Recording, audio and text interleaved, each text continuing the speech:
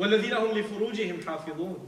And they guard their privates, which actually means they guard their shame. Because when you work for Islam and you have a sense of purpose, there's one thing that you cannot undistract yourself from, and that is temptation. That is attraction to the opposite gender. It's impossible for you to undo that. So Allah says they take extra precaution to be decent and moral and mindful and protective of their own dignity when they engage in the work.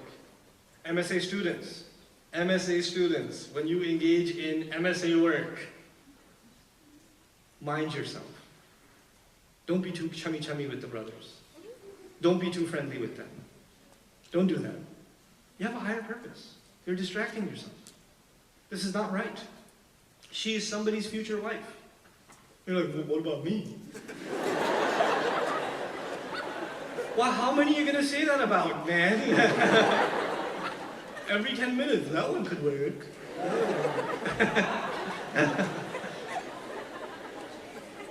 No. You also, stop making small talk. Have a sense of purpose. You know, Islam doesn't let you become like this. It doesn't let you have frivolous interactions. Not because in and of themselves they are evil and they lead to evil, that's true, but actually because you have something much more important to do. You don't have time for that. You know, there are schools where boys and girls, there's co-ed schools in America where there's no dating. Non-Muslim schools, there's no dating. You know why? Because the academic standards are so high and they keep them so busy that they don't even have time. They're so stressed with their studies. They don't have time for that stuff. They don't take off for Valentine's Day. They don't do that stuff. You know?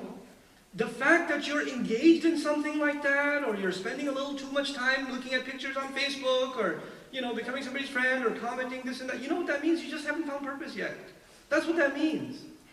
Forget halal and haram. I'm not even here to talk to you about that. I'm here to talk to you about you're on a mission. You're forgetting you're on a mission.